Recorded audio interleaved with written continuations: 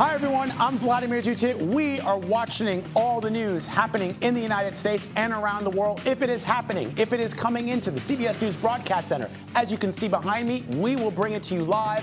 This is CBS News 24/7.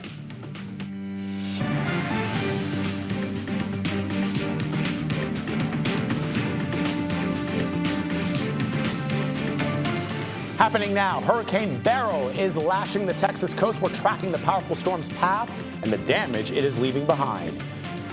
Senior Democratic lawmakers call for President Biden to get out of the race for the White House. How the president and the campaign is responding. And a rare daytime attack on Ukraine's capital city. Russian missiles kill dozens and strike a children's hospital.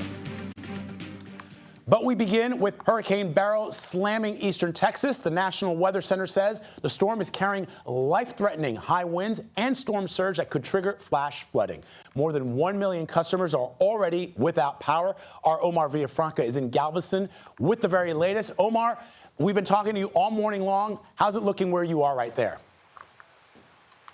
Well, the wind has not died down at all, Vlad, but we're in between rain bands right now, and that's a win in our book here because this has been steady wind and rain just pounding here in Galveston. That's the Galveston seawall behind me. You may be able to see some waves back there. That's the beach. It's been nonstop here. So while this wind is still blowing and the rain has slowed down, what we're keeping an eye on is the storm surge that you mentioned. Storm surge is the deadliest part of a tornado, even though the wind gets all the headlines, and we're looking at anywhere between 4 and 7 feet of storm surge here, and that can flood homes and roads and make things tough to get around. But right now, people are staying indoors as we're not clear here yet. Omar, we've already seen reports that there may have been somebody who perished in the wake of this storm. What are you hearing about that? Well, we're hearing, we don't have the circumstances yet, and I don't want to, but we are hearing that same thing. We want to clear up a few details but before we mention how it happened. But here's something that officers and sheriff deputies have all said. If you don't have to be on the road, do not be on the road. Because not only are things being blown on their trees and limbs, power lines are down. And if there's still power going through them, that is very, very dangerous. One thing that we have seen is a lot of emergency vehicles kind of patrolling around here, but when the winds pick up, they stop. There's evacuation orders for some parts, but they're not mandatory. In Texas, they're not going to go and remove you out of your house. But they do tell you, if you have an emergency and it's not safe for crews to go out, you're on your own. You may call 911, but they will not show up until it's safe if they told you to evacuate. And you may see a few times behind me an emergency crews with their lights going through, and that's what we're keeping an eye on right now. But right now, it's quiet on the roads, which is absolutely good news. That is good news. Omar Villafranca, you've been tracking the storm. We've been speaking to you since something like 5 o'clock this morning. Thank you very, very much. Just hoping everybody stays safe out there. Thanks, Omar. All right, let's bring in CBS News Philadelphia meteorologist Kate Bilo with the first look at the national forecast. Thanks so much, Vlad. And of course, Beryl is our top story. We're watching this storm continuing to move across East Texas and maintaining a lot of its strength this morning. Still a Category 1 hurricane. We keep watching the updates from the National Hurricane Center, and this storm is not weakening much at all. So let's take a look at where it is right now. You can see this area of dark red shading over Houston. Those are flash flood warnings, and we have flash flood warnings for virtually the entire Houston metro area, Galveston, right on down toward Matagorda, where the storm came on shore earlier this morning. Here is Hurricane Beryl. The stats as of right now, still a Category 1. This is as of 10 a.m., still with max winds at 75 miles per hour. But as Omar said, the most dangerous part of a hurricane like this is the water, both the storm surge flooding and, of course, the rain. And we have seen lots and lots of rain from this storm as it's been moving in. It's expected to continue to lift up through East Texas, right on through the Ark-La-Tex region. So parts of northern Louisiana, much of Arkansas will see that heavy rain as we go through the afternoon, and then continuing right along the Mississippi River Valley and eventually as a remnant low into the Ohio Valley. That will be later tomorrow and into Wednesday, when some of Beryl's moisture could work its way into the northeast. As far as today is concerned, again, recapping, Beryl made landfall at around 4 a.m. Central Time near Matagorda, Texas, kind of in that area between Houston and Corpus Christi. There are currently numerous flash flood warnings for the Houston metro because of the storm surge and the very heavy rain. Some spots looking at over 4, 5, 6 inches of rain and still sustained winds over 75 miles per hour. Here's what we can expect through the next couple of days, really. You can see Beryl's moisture plume lifting through East Texas into Arkansas, and this is additional rainfall. Look at this. Up in Tyler, Texas, could pick up as much as 9 inches of additional rain, leading to vast amounts of flooding in that area, and that is going to continue right on up through the Mississippi River Valley, and eventually some of that moisture making its way into the Northeast. So coming up, we'll talk more about that, and we'll talk about the heat dome over California that's going to start spreading back eastward. Vlad, for now, I'll send it back over to you. All right, Kate, thank you very much. We'll check in with you and CBS News Texas with their coverage in just a few minutes. We appreciate you. All right, as many as 36 million people were under excessive heat warnings on both coasts, and the heat is not letting up. In California, one motorcyclist visiting Death Valley National Park died from heat exposure over the weekend, and another was hospitalized. And visitors on the Vegas Strip were dealing with 120-degree temps yesterday. That is an all-time high. It shattered a record by 4 degrees set back in 2017. All right, we want to take you live right now to the Pentagon. Defense Secretary Lloyd Austin is meeting with NATO Secretary General Jens Stoltenberg ahead of bilateral talks. Stoltenberg is in Washington for key NATO meetings this week. Let's listen. You've done an extraordinary job, and it's been an honor to work with you over the past 3.5 years. And so I look forward to our discussion today and to our work over the days to come. And thanks again for being here, and thanks again for everything that you have done to strengthen the great alliance that defends our freedom and security. Over to you, sir. Thanks so much, Secretary Austin. Dear Lloyd, it's great to see you again. Great to be back in Pentagon. And it's great to be here on the eve of the upcoming NATO summit, where we're going to celebrate the 75th anniversary of the most successful alliance in history. And let me start by thanking you for your leadership, your commitment to NATO, to our transatlantic alliance, but in particular for your leadership on Ukraine. Your personal leadership in mobilizing all allies and many partners, more than 50 nations, establishing the Ukraine Defense Contact Group, the Ramstein format, has been extremely important and really made a difference and enabled us all to provide unprecedented support to Ukraine. So this would not have happened without your strong leadership on the support for Ukraine. We will celebrate our alliance this week, the 75th anniversary, but we will also make decisions for the future on deterrence and defense, ensuring that we have the forces, the readiness, the capabilities we need to continue to deter any aggressor, and also ensure that All right, you are just watching happening now a meeting with the Defense Secretary Lloyd Austin and Jens Stoltenberg, the head of NATO. Of course, this is an important key meeting, a lot of discussion on the table, specifically something that we're going to talk about right now with our correspondent Liz Palmer, what's been happening in Ukraine. We are following breaking news out of Ukraine, where Russia has launched a barrage of missiles on the capital city of Kyiv and other cities, and this, folks, happening during the day. This is incredibly rare. The missile strike killed at least 20 people and heavily damaged Kyiv's main children's hospital. President Volodymyr Zelensky has said the Russian forces have fired more than 40 rockets into Kyiv. CBS News foreign correspondent Liz Palmer is tracking the very latest out of our London bureau. Liz, the images coming out of Ukraine, specifically as it relates to that children's hospital, are heartbreaking. What do we know? It's still confused, Vlad. It was a real shock. This is the first time Kyiv's been hit in 2 months. The attack happened just after breakfast. You said the Ukrainian Defense Forces confirmed 40 missiles. They managed to shoot 30 of them down, so 10 got through. across Ukraine, 2 in Kyiv, and heartbreakingly, one of them appears to have hit a building in a hospital complex. It was a pediatric hospital. We hear witness reports saying once they had crawled out of the basement, they witnessed this wreckage, which indicates that there was some warning. They were able to take cover, but some people have died, and the pictures that we've seen of, for example, tiny cancer patients sitting on the laps of their mothers, everybody trying to work out exactly what had happened, are really heartbreaking. This is a devastating attack. Liz, we know that President Biden and other members of NATO have been pushing for Ukraine to become a member of the North Atlantic Treaty Organization. I don't know if President Zelensky is here for those talks, but my guess is he's probably not, or I don't know the reporting on that. He's in Poland at the moment, I mean, this is a very, very sensitive subject.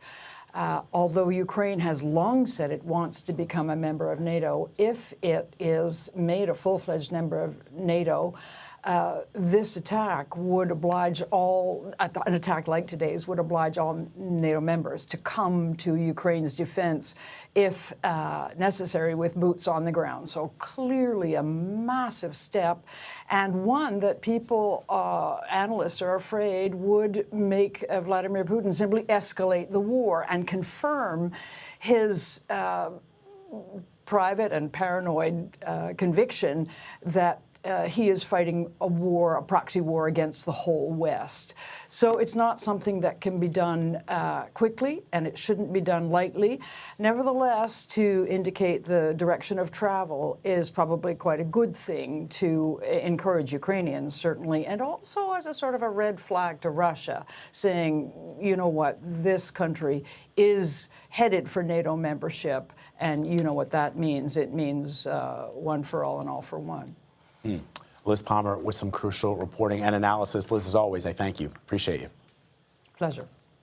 All right. The Biden campaign is stepping up its outreach to lawmakers in its own party as more Democrats are calling for the president to drop out of the race for the presidency. Yesterday, President Biden made a campaign stop in Pennsylvania and told reporters he was, quote, up to the job. This morning, he sent a letter to congressional Democrats saying he would not be running again if he did not believe he is the best person to beat Donald Trump. CBS News White House correspondent Nancy Cordes is following the latest from Washington. So, Nancy, we just heard from the president just moments ago in a rare live interview. What did he have to say? Right. This was a real surprise, Vlad. I can't remember the last time the president did something like this, if ever. He called in to Morning Joe and spoke to the host for about 15 minutes. He was, he was joining them by phone, so you couldn't see him. It sounded like he was armed with a lot of facts about things that Donald Trump had said on the debate night, looking to land a lot of the punches that he struggled to land on that night about a week and a half ago. And he was very fired up. He was very combative. And he made the case in no uncertain terms that he is staying in this race despite the growing number of House Democrats who are calling on him to leave it. It came shortly after he sent an equally fiery 2-page, very detailed letter to congressional Democrats, basically laying out why he is staying in the race. He said that he won the primaries, that almost no one even dared to run against him. And he said, quote, I have no doubt that I and we can beat Donald Trump. I wouldn't be running again if I didn't absolutely believe that I was the best person to beat Trump in 2024. And so the strategy here appears to be, Vlad, on a Monday morning to flood the zone, to put a lot of pressure back onto House Democrats who might be on the fence, who might be considering coming out with a call for him to leave the race, to say, hey, look, I'm not going anywhere. So if you do that, you are only going to appear disloyal. You may only be hurting me, be hurting your own prospects for re-election, because I have no plans to drop out of a race, especially after I've won all of the primaries. Yeah, Nancy, and the president has been very forceful, as well as his supporters have been very forceful about his desire to stay in the race. He believes, as you know, having covered President Biden all these years, that part of his story, part of the mystique of President Biden is his overcoming of terrible odds, his overcoming of long odds, being often considered the underdog, except that the president, it's not just members of his own party who are elected officials that are seeing what we all saw during that debate. It's just ordinary folks who are Democrats. And you've seen our polling on this issue, how people feel about President Biden. They love his record. They love the things that he did if you're a Democrat for the party and for Democrats. But they also recognize what we all saw during that debate. Is the president listening to just ordinary folks who say, you know what, do the right thing, and it may be time for you to go? So far, he insists that the voters are still behind him, despite what you point out and what we're hearing from all of our interviews. The gamble that the White House appears to be making here, Vlad, is that even though Democratic voters are worried, even though they're nervous, that at the end of the day, they're going to come around and support him anyway because he's not Donald Trump and because those voters are so worried about a Trump presidency.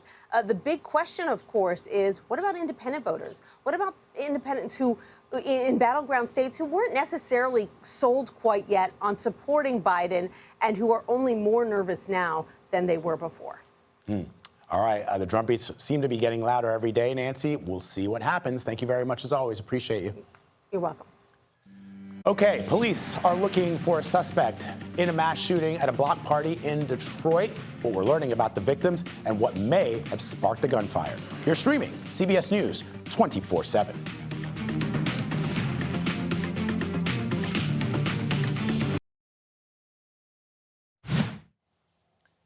Happening now, Hurricane Beryl is barreling down on the Texas coast as a Category 1 storm. Take a look behind me. You can see feeds coming into the CBS News Broadcast Center. We can bring those feeds to you live, which is what we're going to do right at this moment to bring you to CBS News Texas for live coverage of the storm. Let's watch. At 4 o'clock this morning with winds about 80 miles per hour. So a Category 1 hurricane, still at last check, Category 1 hurricane, but it has weakened as we've gone through the past couple of hours. But you can see the structure still showing up of a very healthy storm moving its way inland, and that set of circulation to the southwest of Houston, those outer bands continuing to feed into that center of circulation, pulling in that warm Gulf moisture. So around that center, a lot of heavy rain. On that east side, there are a number of flash flood warnings until 9:30 to 11 o'clock around the Houston area for Brazoria, Fort Bend, Galveston, Harris County dealing with the flash flood warnings. Also for parts of Chambers, Harris, Liberty, and Montgomery until 9:30. Here's the reason why.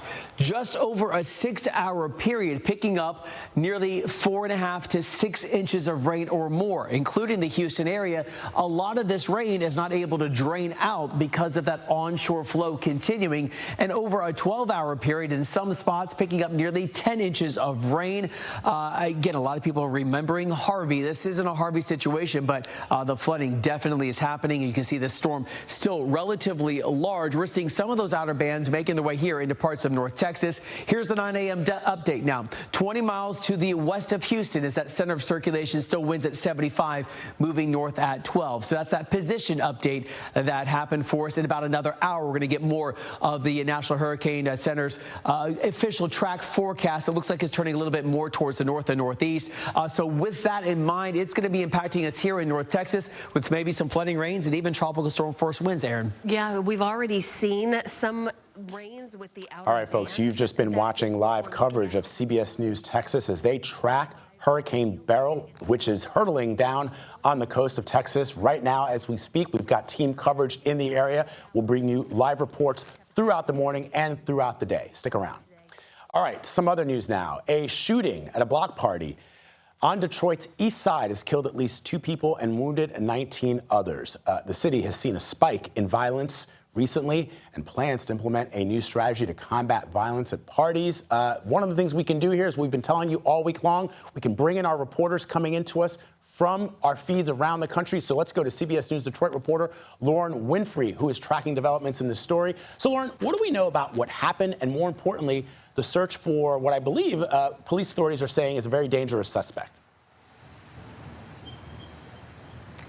Yeah, Vlad, what I can tell you is the search for the suspect is ongoing. Police say they don't have anyone in custody right now. But what we do know is this is arguably one of the worst mass shootings in the city of Detroit in recent history. And now police are proposing a plan to curb violence like this from continuing. So let me get you back to that scene from Sunday. This mass shooting happened on Detroit's east side early Sunday morning on Rossini Drive. This is in Detroit's 48205 zip code. It's an area known for being one of the city's most dangerous. 2 people were killed in that shooting. 19 others were injured.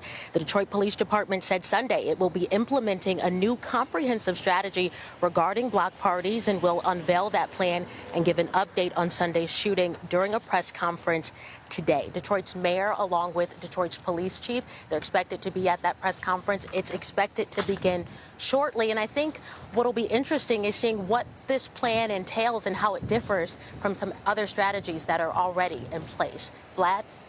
Yeah, Lauren, I'm sure the residents there want something to be done. The question is, whatever this new plan is, will it be enough to curb the violence that we've seen in Detroit? Lauren Winfrey, appreciate your reporting as always. Thank you. All right, internationally now, Israel's military took foreign journalists to the city of Rafah to show what it has accomplished there. The city has been part of an intense ground offensive since May, and CBS News' Holly Williams gives us an inside look into what is happening in Rafah. All we can see is destruction on a scale that is really impossible to adequately describe. So I'm going to let my cameraman do the work. I'm going to let the pictures do the talking. This is a wasteland. The only people that we're seeing are Israeli soldiers. Hamas leaders are still at large, according to Israel's military. Do you know what's happening? Why is there all this gunfire? Those gunfires are part of outgoing gunfire. We are in a war zone. This is protecting the area. As an Israeli, how do you feel about the fact that so many Americans are now condemning what Israel is doing in Gaza? I think it's something that we need to be better in, explaining ourselves to the world. CBS News senior foreign correspondent Holly Williams joins me now from Tel Aviv to tell me more about her reporting. So, Holly, one of the things, it's not just the people in the United States, as you know, there are some 60% of Israelis that would love to see a ceasefire. They want the hostages home, as does everyone, but they are also very vocal about seeing a ceasefire. So what did you see and what did you hear about the situation in Rafah? You know, Vlad, we don't get too many opportunities to go into Gaza, and this trip came at a really interesting time because new ceasefire talks are scheduled to take place this week after last week Hamas responded to a ceasefire plan that was outlined by President Biden back in May. Now, the U.S. is urging its ally Israel to negotiate a truce, but Israel doesn't always do what Washington wants. And a case in point is the ground offensive in Rafah that Israel launched back in May, despite the objections of the U.S. So last Wednesday, for the first time, Israel's military invited a group of foreign journalists, including our team, to go into Rafah, to go into this city that lies on Gaza's southern border with Egypt and just see what it's done there. Now, Israel said it had to go into Rafah because it said that Hamas's 4 remaining battalions were hiding there and using tunnels to smuggle in weapons from Egypt. Israel's military told us that they've killed more than 900 militants in the city, but they've also killed civilians. And you and I have seen some of the videos of the aftermath of that. And that, of course, is exactly what the U.S. was worried about in the first place. Now, underneath Rafah, Israel's military told us that they've uncovered a, quote, terror ecosystem, a web of tunnels, a metro system of tunnels, they called it, that were used by the militants. They showed us the opening to a tunnel that they said they discovered just in the last couple of weeks. Above ground, though, what we saw was destruction. The neighborhood we saw did not look livable. If and when peace comes to Gaza, the task of rebuilding is going to be simply monumental. Now, back here in Israel, it's now been 9 months since the October 7th attacks. That day, I think, is seared in the memory of every person in this country. And around 120 hostages are still thought to be held captive in the Gaza Strip. And as you just touched on, a very interesting point, according to recent polling, around 60% of Israelis are now in favor of that ceasefire plan that was outlined by President Biden. Vlad. All right, Holly, as we pointed out, and you've pointed out in your reporting, people want the hostages to come home, but they also want to see peace. Holly Williams, some crucial reporting in Gaza. Very rare opportunity. Holly, thank you as always. Appreciate it. All right, folks, you can see behind me, we are tracking Hurricane Beryl's trajectory as it unleashes powerful wind and heavy rain on the Texas coast. Stay with us for the very latest. You are streaming CBS News 24/7.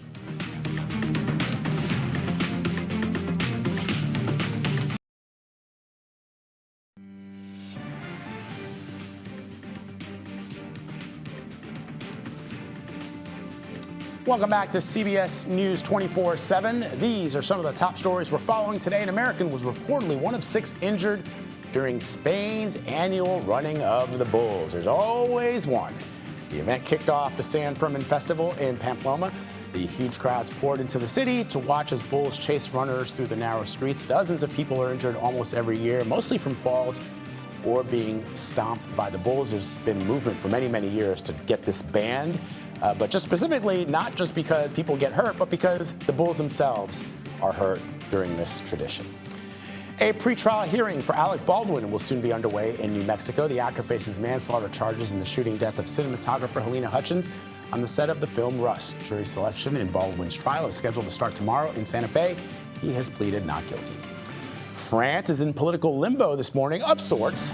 This after the country's left-wing alliance came in first during a second round of voting in legislative elections yesterday. President Macron's centrist coalition came in second, but neither party received an outright majority, leaving France to face a political deadlock. But this was, importantly, a stunning defeat for Marine Le Pen's far right-wing party, which took the first round of voting. They were expected to do better than they did this weekend. What you saw is a coalition of France's left-leaning parties coming together to defeat what they saw as a threat to France's democracy. All right, back to our top story here in the United States. Hurricane Beryl is on the move across parts of central and eastern Texas. The Category 1 storm is carrying sustained winds of up to 80 miles an hour and life-threatening storm surge. And it is impacting others beyond Texas. More than 1,300 flights have already been canceled and at least 700 have been delayed. That's according to FlightAware. We have team coverage following the storm. Our Janet Shamlian is in Sugar Land, Texas, following the storm's impact. And Grant Gilmore from CBS Philadelphia is standing by with more on the forecast. First to you, Janet. Have you heard anything thus far about evacuations? Well, the evacuations have already taken place, Vlad, that have needed to, right? Because people had time to prepare. Now we're in the thick of it. From a few hours ago, we have seen things calm down a little bit, but these are the intermediate bands that we know come and go. This is a slow-moving storm, so we're going to have conditions like this over the next period of hours, and that's a real danger in southeast Texas because it floods so easily here. We already have one death attributed to the storm, and that is by a man that was killed by a falling tree in the community of Atascocita, a little bit north of the city. And we know, Vlad, that some 2 million people throughout southeast Texas are without power. We're without power here. And that is a number also likely to rise. So because the storm is so slow moving and the ground here is so saturated in the Houston area and throughout southeast Texas, we still don't know the full impact of Beryl because it's just still an unfolding tragedy in some respects. All right, Janet Shamlian on the ground for us in Sugar Land, Texas. Janet, thank you very much. Appreciate it. Okay, for more, let's bring in CBS News Philadelphia meteorologist Kate Bilo with the look at the national forecast. Thanks so much, Vlad. And yeah, of course, Beryl, the top story. And Beryl, as you said, is not just affecting Texas. It will eventually affect much of the eastern half of the country. So as we pull up our map here, you can see, I'll put the clouds on and we can kind of see where Beryl is at the moment. We're looking at, of course, East Texas, Central Texas, and eventually much of the Mississippi Valley in general will be impacted by this storm. You can see the clouds that are just spreading all across the entire country. We'll see the heavy rain from Beryl continue to spread east as well. As we go through the end of the week, all of this moisture will start to move into parts of the Northeast and the Great Lakes region with heavy downpours likely. Let's take a look at where Beryl is right now as we put our map down and take a look at the current radar. What we have happening now is what you see often with a landfalling tropical system, and that is severe weather. Right now, we have a number of tornado warnings across East Texas. We also have flash flood warnings where you see that dark red shaded area. Let's zoom in on that, and you can see right around the Houston metro, The entire Metroplex is basically covered in these flash flood warnings. That goes until 11 o'clock Central Time this morning. Where you see these smaller red boxes, let's zoom in on Beaumont, Texas, and further to the north. We're seeing tornado warnings right now. This one goes until 9:45 this morning Central Time. Another tornado warning further to the north and west. And what we're seeing are these outer bands with Beryl coming onshore. You get rotation in those outer bands, and that's enough to spin up generally brief and generally weak tornadoes, but a tornado can cause massive amounts of damage in addition to the damage being caused by the winds from Beryl. And speaking of Beryl's winds, we had a reported 84-mile-per-hour wind gust at Hobby Airport in Harris County, Texas. That was at 8 o'clock this morning Central Time as Beryl came on shore. So winds are still incredibly strong. The severe threat is still enhanced today as well. Where you see that kind of brown color there right through the Arklatex region, that is the spot that is most in line for severe weather with Beryl, and that would be tornadoes basically spinning up in those outer bands. Let's track Beryl, and the moisture from this system is eventually going to get entrained into an advancing cold front that'll be moving into the northeast. So for tomorrow, we're looking at mainly portions of Missouri, heavy downpours here, southern Illinois, into Indiana and Ohio.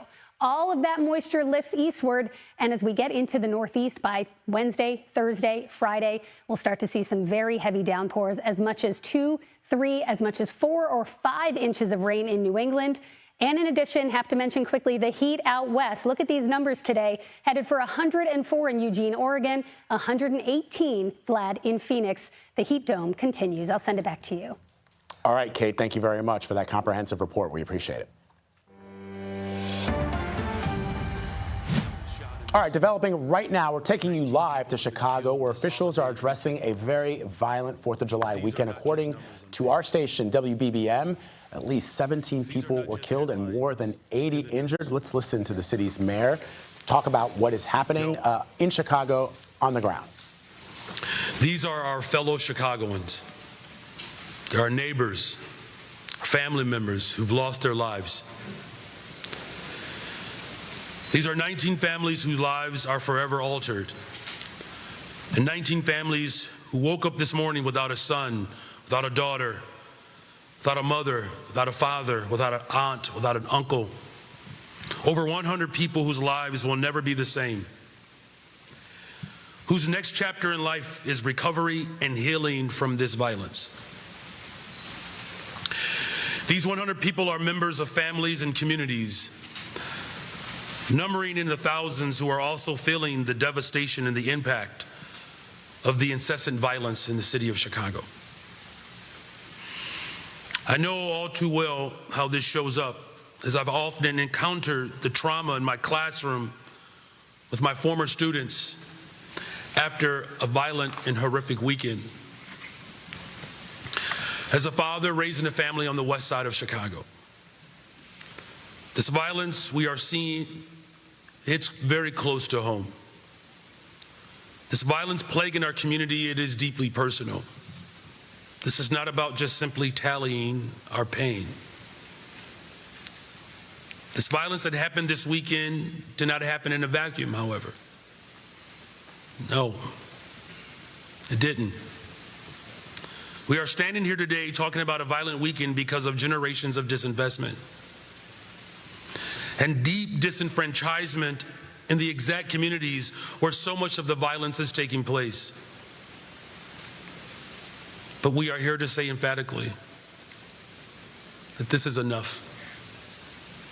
It's enough.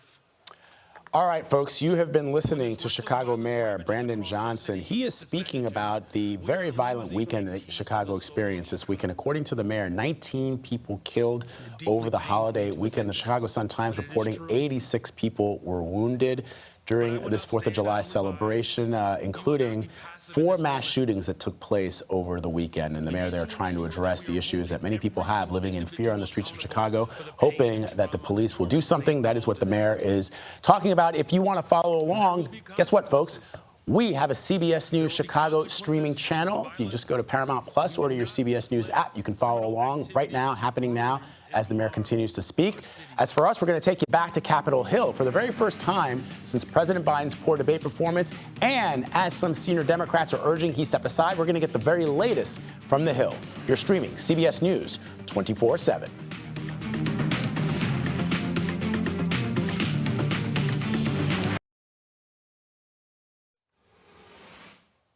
All right, folks, since that disastrous debate between President Biden and former President Trump, 4 senior House Democrats have said President Biden should end his reelection campaign, and they said this during a Zoom meeting with House Minority Leader Hakeem Jeffries yesterday. President Biden himself addressed all the noise surrounding his candidacy in a very rare live interview with MSNBC this morning. Check it out. I'm getting so frustrated by the elites. Now, I'm not talking about you guys, but about the elites in the party who they know so much more. But if any of these guys don't think I should run against me, go ahead, announce for president. Challenge me at the convention. CBS News congressional correspondent Nicole Killian joins me now to talk about this. Nicole, the president also sent a very detailed letter to congressional Democrats this morning. I don't think any Democrat on the Hill, either in the Congress or in the Senate, who's a Democrat, does not believe that President Biden has fulfilled the promise of his candidacy back in 2020. The question is, going forward, and what they're hearing from their own constituents as bears out by our polling. So what are you hearing from those members who are finally speaking out about what the president should do?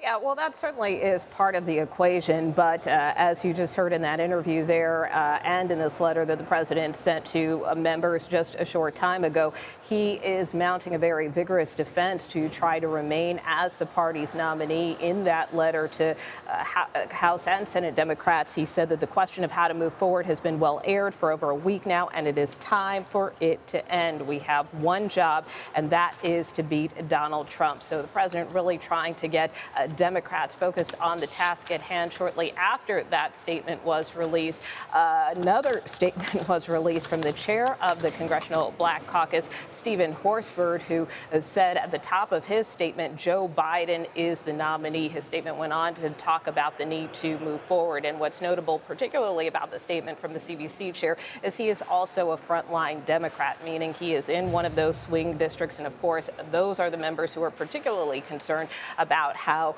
some of this polling may be playing out. But the fact that he has acknowledged that he's on board with the president is significant, as have a number of CBC members over the weekend, including Maxine Waters, who gave a very vigorous defense of the president over the weekend at Essence Fest, saying that there is not going to be another Democratic nominee. So again, signaling that folks should stick with Biden. That being said, we know from a ranking member call that took part just yesterday with Leader Hakeem Jeffries, a number of senior Democrats on that call expressed concern about the president remaining on the ticket and indicated that they feel that he should step aside. So again, unclear which way the pendulum is going to swing on this, but clearly there is a tug of war going on right now between those who firmly believe in the president and those who have their doubts. Vlad. Yeah, Nicole, we'll have to see what other Democrats on the Hill come out and suggest that the president should drop out of the race. And crucially, what number of donors say that they're not going to continue to donate to the president's campaign should he remain at the top of the ticket. I know you'll be tracking it all for us, Nicole, as always. We thank you. Appreciate it. All right, we're going to continue to follow Hurricane Beryl's path. Look at this monster storm as it makes its way across the Texas storm. It's over here. It's over there. This is a new VR studio, folks. It's over there. You're streaming CBS News 24/7.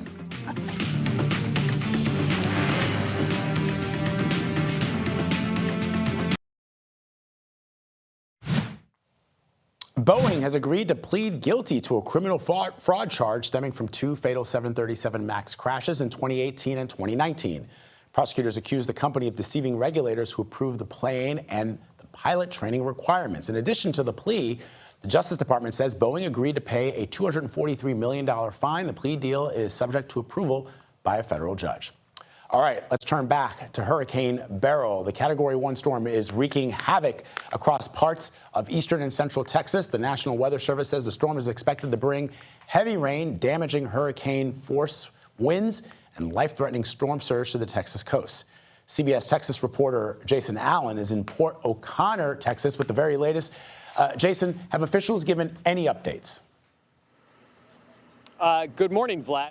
I know officials right now are still going out and they're kind of assessing damage in this community. We've seen them going through these neighborhoods, checking to just make sure that there hasn't been anything where people need help. And thankfully, we've seen a lot of EMS folks already head out, having checked it out, although we're still seeing highway patrol kind of move through these communities. You know, for a community that was really right in the center of this storm and this path less than 24 hours ago, I think a lot of people here are thankful that it seems like this. They're about as bad as you'll see. Now, they have seen some very significant flooding in this area, even just 2 weeks ago when Tropical Storm Alberto came through, and a couple of feet in some places of water. But as we kind of walked through this morning, it's just areas like this that is about the worst that you can find. Now, it was those overnight hours when Beryl came through here. Definitely some very strong winds and some heavy rain, but it just moved just to the east of this community. So it was able to avoid the center of the storm, the strongest winds. And Vlad, I talked to quite a few people who actually decided to stay in their houses, ride this one out. They told me it got a little shaky at times, the house moving back and forth like it's supposed to, but some of the folks here actually still have power this morning, something that they are very thankful for, because, you know, sometimes it can take days, weeks, even to get power back in a place that's as far south like this, and that makes it so difficult to clean up after a big storm. Yeah, Jason, you know, we just got news into the CBS News Broadcast Center that the storm has been downgraded from a hurricane to a tropical storm. But when you look at the damage behind you there and you look at what people have to deal with, even if power doesn't go out, you're still dealing with a lot of flooding, a lot of people's homes that have to be emptied out of all that water. And so for them, whether it's a hurricane or a tropical storm, it really only matters to us in the news business. But for folks who are dealing with the real life pressures of what these storms bring, it's a real deal. Thank you very much for your reporting. I appreciate it. All right, so let's bring in CBS News Philadelphia meteorologist Kate Bilo with the look at the national forecast. And Kate, so apparently that storm has now been, or the hurricane has been downgraded now to a tropical storm that's just coming into the newsroom. That's exactly right, Vlad. We just got the 11 a.m. update a little bit early from the National Hurricane Center. Beryl, now a tropical storm. But as you said, that really is just a semantic difference because the impacts are virtually the same. What that means is the sustained winds dropped below 74 miles an hour. So now we're down to about 70 miles an hour sustained, which is still an incredibly dangerous tropical storm. It is weakening a bit as it moves over land. You can see moving inland here over East Texas right now. It still has very heavy rainfall. We are still seeing the potential for tornadoes in these rotating outer bands. And this whole area around the Houston metro from Galveston on north is under a flash flood warning. We've already seen 2, 3, 4+ inches of rain in this area.